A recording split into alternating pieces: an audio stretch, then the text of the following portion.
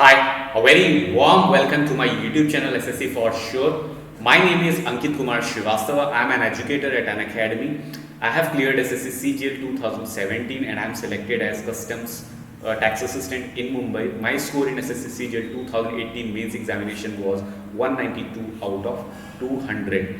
I have worked for Wipro Technologies as a project engineer and I am founder of SSC for sure. So you know that I am running a series called Target CPO 2020. नमस्कार, बहुत स्वागत है हमारे official YouTube channel SSC for sure official में। आपको थोड़ा सा अंदाजा होगा कि मैं एक सीरीज चला रहा हूँ टारगेट CPO 2020। उसी सीरीज में मैंने पॉलिटी के अराउंड 10 सेट्स डाले हुए थे यूट्यूब चैनल पर, उनके लिंक उनकी प्लेलिस्ट अलग से बनी हुई है। उसी प्लेलिस्ट में मैं ये वाले वीडियोस भी डालने वाला हूँ। तो उन 100 क्वेश्चंस को एटलीस्ट आप एक बार देख के जाना। अगर आपका रिस्पॉन्स अच्छा आता है, अगर 500,000 व्यू भी आते हैं तो भी मैं उस सीरीज को कंटिन्यू करूंगा और पूरी पॉलिटी फिनिश करूंगा। उसी सीरीज में मैंने इंग्लिश के कुछ टॉपिक्स चुनिंदा ऐसे उठाए जो SSC CGL मेंस एग्जाम में भी काम आने वाले हैं। SSC CGL 2019 का जो मेंस एग्जामिनेशन है, आप लोगों के प्रीलिम्स के रिजल्ट आ गए हैं, जिसके भी कट ऑफ से 10-15 मार्क्स ज़्यादा हैं। जी तोड़ मेहनत कर लेना, अगर आपके अंदर कैपेबिलिटी है then you will make it into the final list. जिसके भी 30-40 मार्क्स एक्स्ट्रा है कट ऑफ से, आप अभी भी इंस्पेक्टर पोस्ट की रेस में हो, आप हमेशा ये 30-40 मार्क्स की लीड बना के रखना। आप इंस्पेक्टर लग जाओगे या ESO लग जाओगे, आपकी जो भी ड्रीम पोस्ट है आपको मिलने की काफ़ी ज़्यादा चांसेस होते हैं। अब ऐसा ना हो कि उनकी वैकेंसी 1 या 2 हो स्पेसिफिक लोकेशन पे जो आपको चाहिए, फिर उसके लिए आपको कौशिक बनना पड़ेगा, यानी कि रैंक 1। लाइक कोलकाता में इनकम टैक्स इंस्पेक्टर की एक वैकेंसी थी और कौशिक की ऑल इंडिया रैंक 1 थी, तो उसको वो पोस्ट ऑब्वियसली मिलेगी ही मिलेगी। सो ये एटीट्यूड आपका होना चाहिए। उसी सीरीज में चलिए ये सीरीज भी शुरू करते हैं। आज हम लोग डिस्कस करेंगे पैराजम्बल्स के बारे में। सो पैराजम्बल्स बेसिकली होता क्या है? पैराजम्बल्स बेसिकली एक पैराग्राफ होता है जिसके सेंटेंसेस जम्बल्ड फॉर्मेट में गिवन होते हैं और आपसे कहा जाता है कि आप एक लॉजिकल स्टेटमेंट्स, लॉजिकल रीजनिंग के साथ उसको एक मीनिंगफुल पैराग्राफ बनाओ। तो कुछ सेंटेंसेस ऐसे होते हैं जो कि आपको देख के लग जाएगा कि ओपनिंग सेंटेंस होगा। कुछ रिजल्टेंट सेंटेंसेस होते हैं जिनको आप देख के कह दोगे कि ये क्लोजिंग सेंटेंसेस है। कुछ सेंटेंस ऐसे होते हैं, फॉर एग्जांपल जो प्रोनाउन से स्टार्ट हो रहे हैं, आपको पता है ये बिगिनिंग सेंटेंस हो नहीं सकते। तो आपकी रीजनिंग काफ़ी काम आने वाली है। लैंग्वेज स्किल्स आपकी सेकेंडरी है इस तरह के क्वेश्चंस में।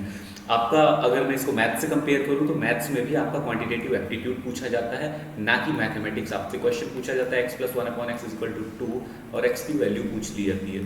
तो इसमें आप कौन सा मैथमेटिकल ऑपरेशंस लगाएंगे? ऐसा एज सच कोई भी ऑपरेशन अवेलेबल नहीं है। आप इसको ओपन करोगे x⁻² में एक इक्वेशन लिखोगे, उसको सॉल्व करोगे, सॉल्व करते करते जमाने बीत जाएंगे, एग्जैक्ट वैल्यू नहीं आएगी। बट अगर यहाँ पर आप थोड़ा सा एप्टीट्यूड लगाते हो और x की वैल्यू 1 पुट कर देते हो, आपको आंसर्स मिल जाते हैं। सो उसी तरीके से इंग्लिश लैंग्वेज के पैराजम्बल्स के पार्ट में लैंग्वेज सेकेंडरी है और आपका जो रीजनिंग पार्ट है, आपकी जो दिमाग की कैपेबिलिटी है वो प्राइमरी होने वाली है। तो कुछ चीज़ों का ध्यान रखना है, कुछ पॉइंट्स मैंने लिखे हुए हैं।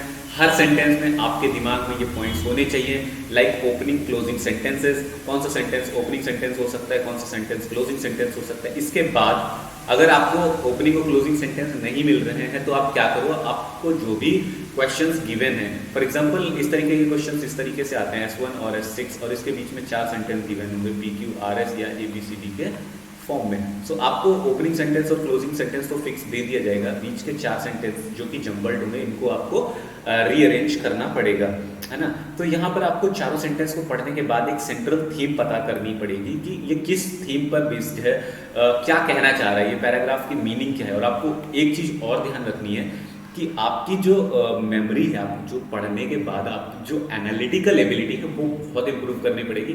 आपको राइटर वाली सोच रखनी पड़ेगी। क्या सोच रही होगी कि राइटर ने ऐसा सेंटेंस फर्स्ट बार में लिखा, पहली बार में राइटर ने एज इट इज लिखा, तो आपको उसकी सोच पकड़नी है। ये जो चीज़ें हैं आपके रीडिंग कॉम्प्रहेंशन में भी काफ़ी काम आने वाली हैं, ठीक है। आरसी का भी मैं एक वीडियो तो एटलीस्ट डालूंगा चैनल पर। आपको अगर पसंद आता है, आपका रिस्पांस कैसा है, उसके ऊपर काफ़ी सारी चीज़ें डिपेंड करेंगी आगे के लेसन्स को लेकर के, ठीक है। सेंट्रल थीम आपने पता लगा दिया। इसके बाद आप देखेंगे कि जनरल टू स्पेसिफिक या जेनेरिक टू स्पेसिफिक कुछ सेंटेंस होंगे। फॉर एग्जाम्पल अगर वो शुरुआत हो रही है like honesty is the best policy से, अगर सेंटेंस की शुरुआत हो रही है एक जेनेरिक स्टेटमेंट से like honesty is the best policy, ठीक है। अब इसके बाद कह रहा है कि अगले लाइन बोल रही है कि Ram who is an honest boy is cheered by all.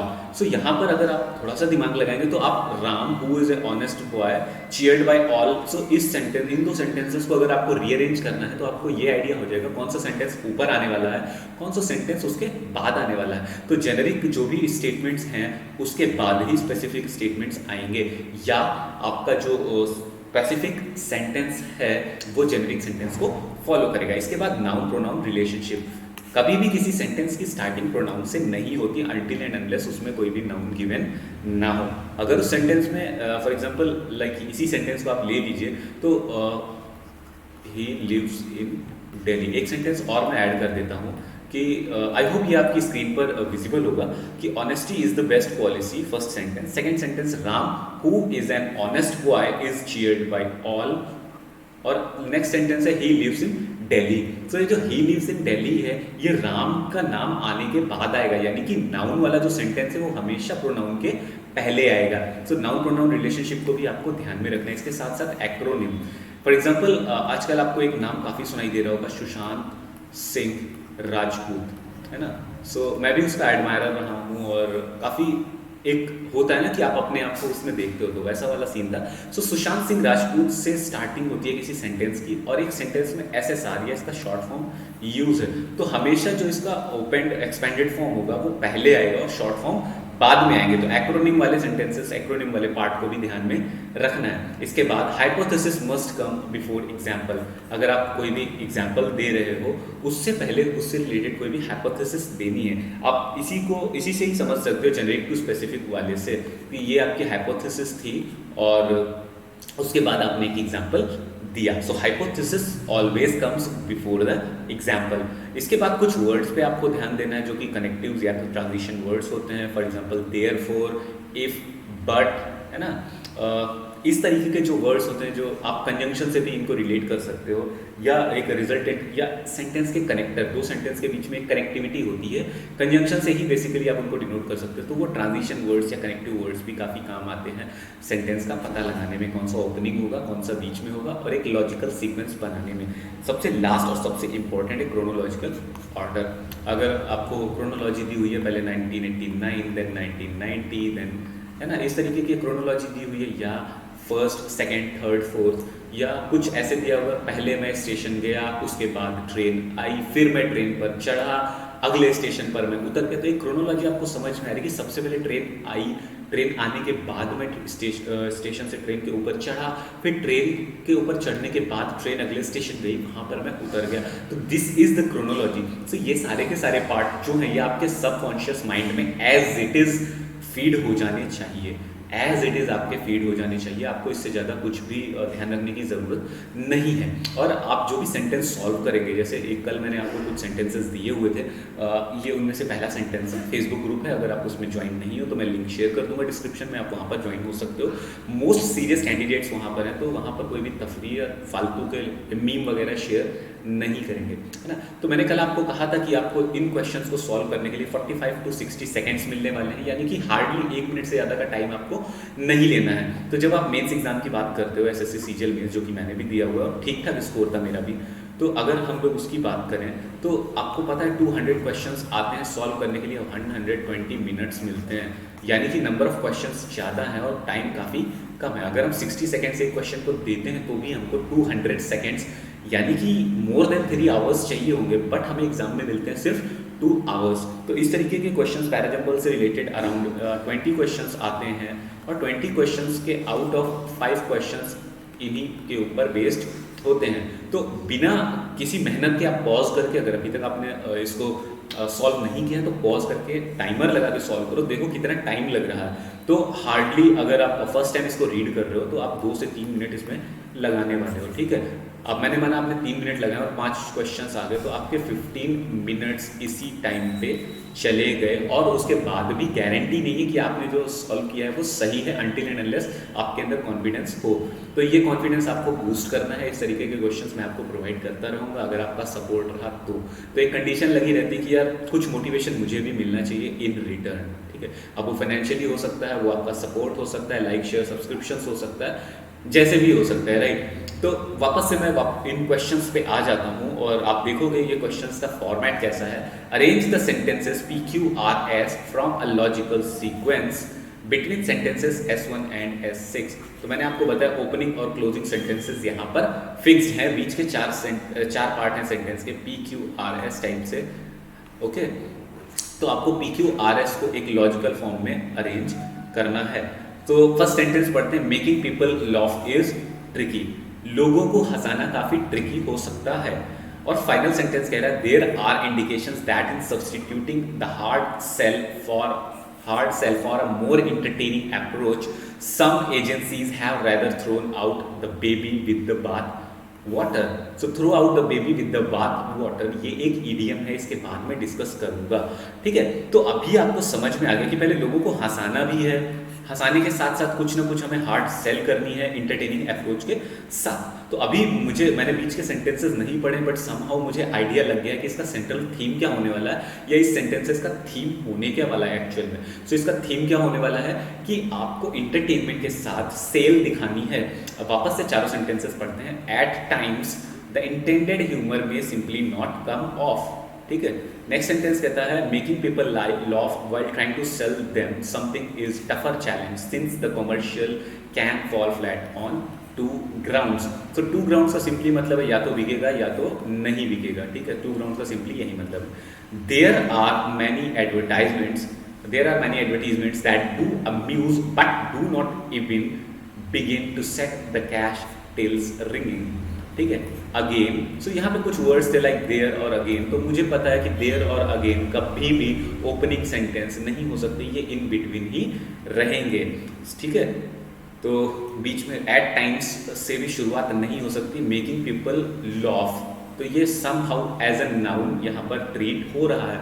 Making people laugh while trying to sell them something, लोगों को हंसाना जबकि हमें उनको कुछ बेचना है, इज अ टफर चैलेंज, ये काफी टफ चैलेंज है। इसके बाद इसका रीजन दिया हुआ, since the commercial can fall flat on two grounds. तो हमें पता चल गया कि सेंटेंस की शुरुआत किससे होनी है, क्यू से। अब हम ऑप्शन एलिमिनेशन लगा सकते हैं, क्यू से शुरुआत होनी है तो यहाँ पर सिर्फ और सिर्फ एक ही ऑप्शन मिल रहा है, QPSR। So option elimination is another technique. आपको ओपनिंग सेंटेंस या फर्स्ट सेंटेंस फाइंड आउट करना है, उसके बाद आपको राइट आंसर टिक कर देना है। तो यहाँ पर आप टाइम कैसे सेव करोगे, आपने ऑप्शन एलिमिनेशन कर दिया, आपको बाकी ऑप्शंस या बाकी के सेंटेंसेस पढ़ने नहीं पड़े, तो इस तरह से हमारा थोड़ा सा टाइम बच गया। अब सेंटेंस अगर आपको इंटरेस्ट है, आप पढ़ के इसकी मीनिंग निकाल सकते हो। ठीक है, मुझे नहीं लगता कि पढ़ने की भी जरूरत होगी क्योंकि एग्जाम में आपके पास टाइम नहीं होने वाला है। ठीक है, नेक्स्ट क्वेश्चन पे आ जाते हैं। Arrange the sentences PQRS to form a logical sequence beginning with sentence S1। तो अभी आपने एक टाइप देखा था जिसमें फर्स्ट सेंटेंस और लास्ट सेंटेंस फिक्स था, उनके बीच में PQRS 4 स्टेटमेंट्स थे जिनको हमें एक लॉजिकल फॉर्म में बनाना था। ये अगला टाइप है जिसमें सेंटेंस 1 या टॉप सेंटेंस फिक्स है, उसके बाद के सेंटेंसेस को हमें लॉजिकल सीक्वेंस में बनाना है। अब सेंटेंस 1 कह रहा है, picture a termite colony occupying a tall mud hump on an African plain. ठीक है, picture on a termite colony, termite means होता है दीमक। तो दीमक की जो कॉलोनी है या दीमक जहाँ पर रहती है, टॉल मड हम्प, अगर आप कभी किसी जंगल में या जंगली इलाके से गए होंगे तो इस तरीके का हम्प होता है, उसमें काफ़ी सारे छेद होते हैं और इसमें दीमक रहती है ना। दीमक आपको पता होगा, टर्माइट आपके घरों के फर्नीचर में भी आ जाती है और लकड़ी को खा जाती है। इसी तरीके से लाल वाली चींटियाँ या चींटे भी इसी में रहते हैं, तो उसी के बारे में बात हो रही है। So hungry predators often invade the colony and settle the balance. The colony flourishes only if the proportion of soldiers to workers remains रफली the same so that the queen and workers can be protected by the soldiers and queen and soldiers can be serviced by the workers. But it fortunes, तो but word आ गया है ना, but its fortunes are presently restored because the immobile queen, walled in a well below ground level, lays eggs not only in a large enough numbers but also in the varying proportions required. So इससे so sentence की start हो ही नहीं सकती।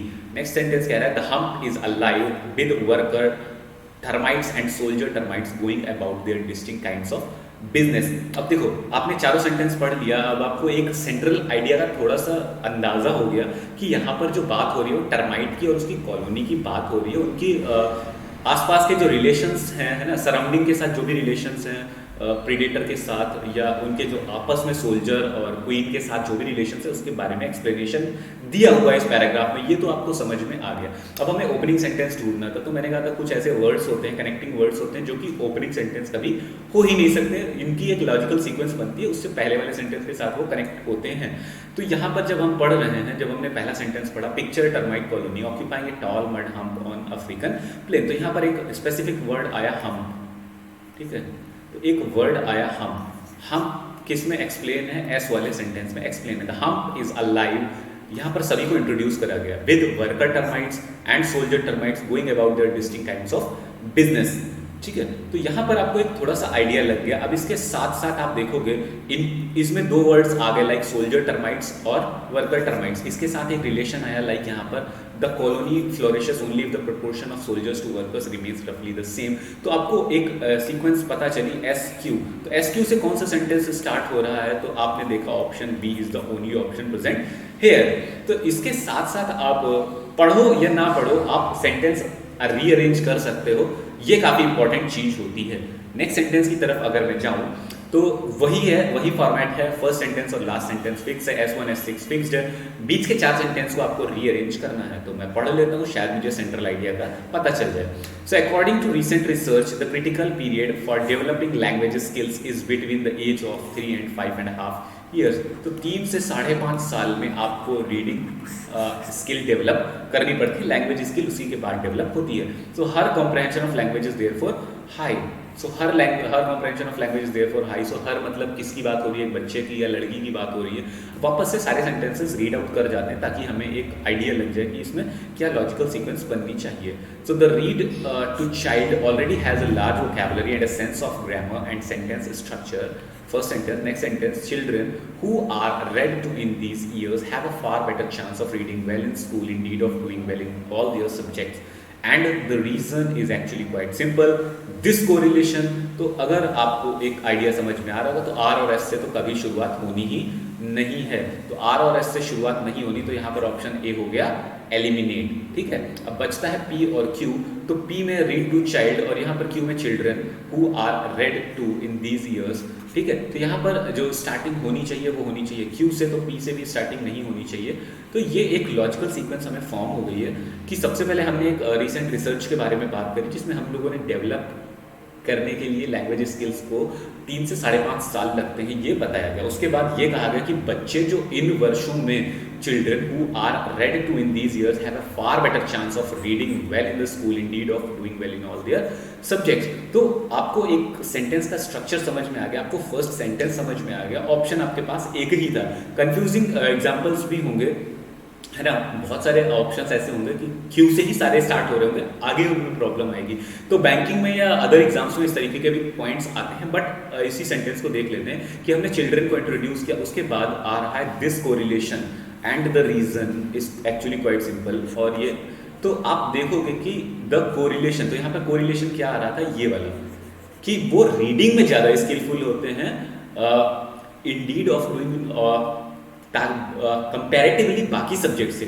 तो ये चीज, ये एक कोरिलेशन समझ में आया। तो this correlation is far and away the highest yet found between home influences and school success. तो क्यू के बाद आपका आया एस के बाद आप देखो इसका रीजन, ठीक है, yet found been home influences, इसका रीजन है एक्चुअली क्वाइट सिंपल। तो रीजन क्या था, the read to child already has a large vocabulary and a sense of grammar and sentence structure. फिर her comprehension of language is therefore very high. तो ये जो part है, ये जो आपका पूछा जा रहा है आपके एग्जाम में भी, reading comprehension, cloze test, parajumbles, इसका सुओ मोटो इतना ही है कि आपकी जो लैंग्वेज को कॉम्प्रहेंड करने की क्षमता है वो जांची जा सके। नेक्स्ट सेंटेंस की तरफ पढ़ते हैं।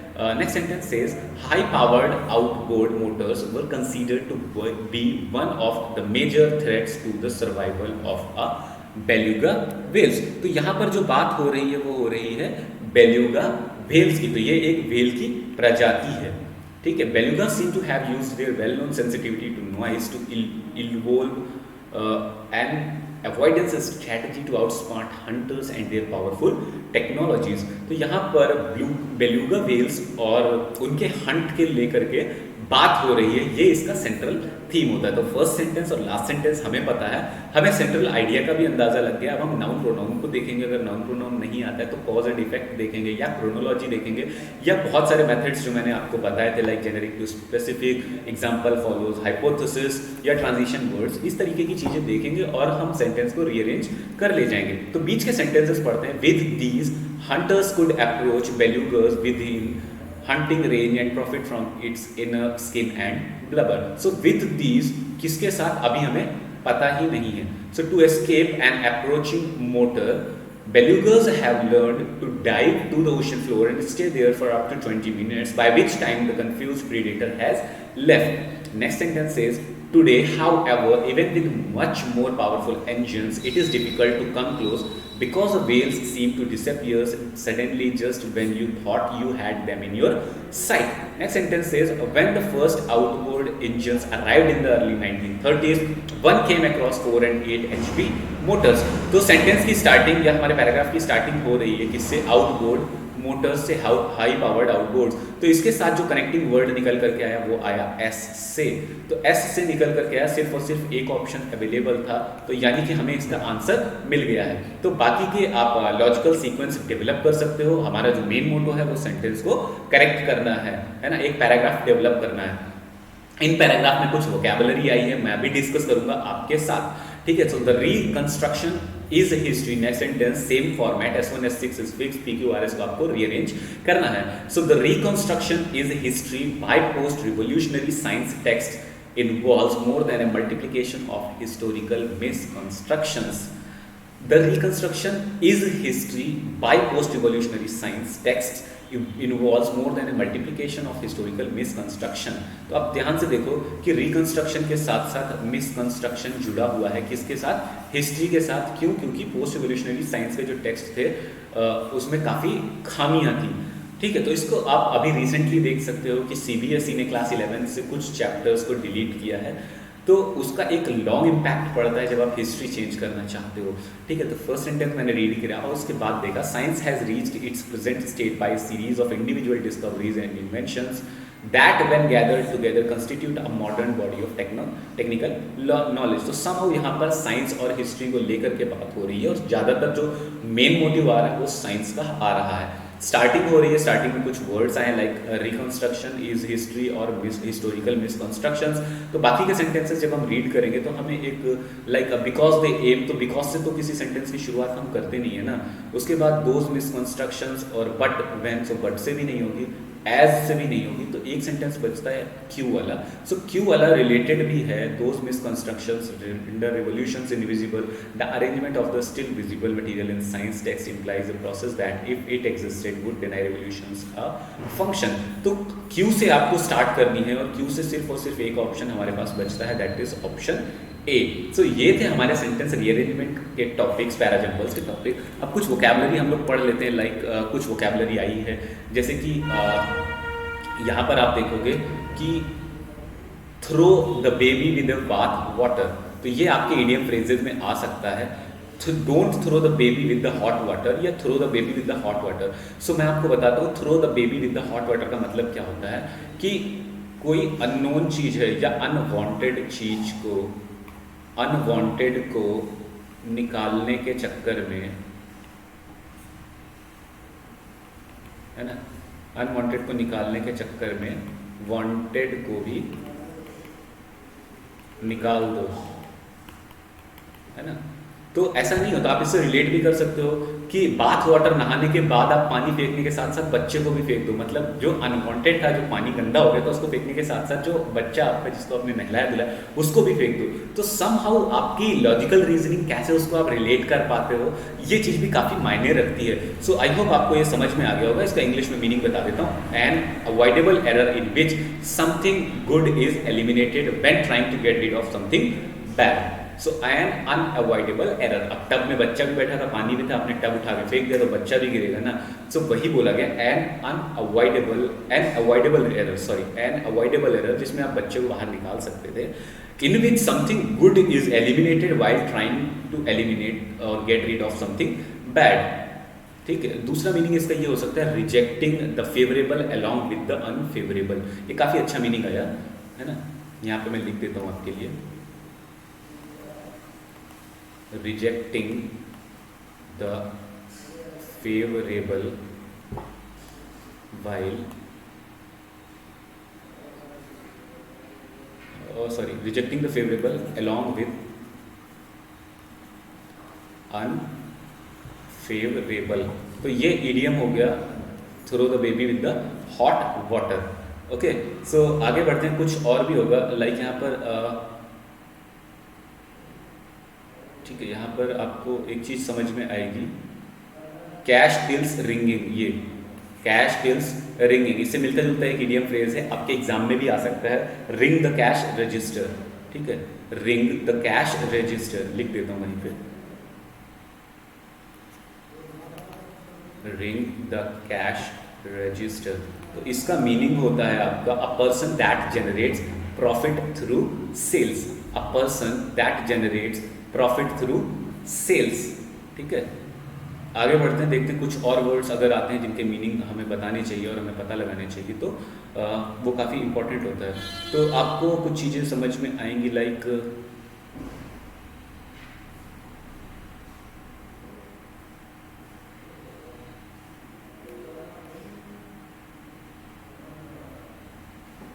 तो कुछ वर्ड्स ऐसे होंगे जैसे आपको किसी ना किसी में मिल जाएंगे, लाइक सीरियाटिम, है ना। तो सीरियाटिम का मीनिंग क्या होता है, point by point, point by point. एक वर्ड और आएगा पीडागोगी,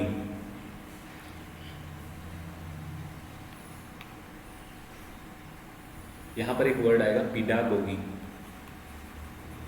तो पीडागोगी का मतलब क्या होता है, the method and practice of teaching specially as a theoretical concept और एकेडमिक सब्जेक्ट। सो पीडागोगी का मतलब आपको समझ में आ गया होगा। सो आई होप अगर आपको ये वीडियो पसंद आता है तो दोस्तों के साथ शेयर जरूर करना और फेसबुक ग्रुप पे जरूर जुड़ना और कंटिन्यूअसली अपना सपोर्ट देते रहना। Thank you. तो दोस्तों उम्मीद करता हूँ ये वीडियो आपको पसंद आया होगा। इसी तरीके से आप अच्छे से तैयारी करते रहिए। मेरे चैनल पे आपको इसी तरीके से इंपॉर्टेंट कंटेंट मिलता रहेगा जिसकी क्रेडिबिलिटी आप किसी भी स्टैंडर्ड बुक से लगा सकते हो।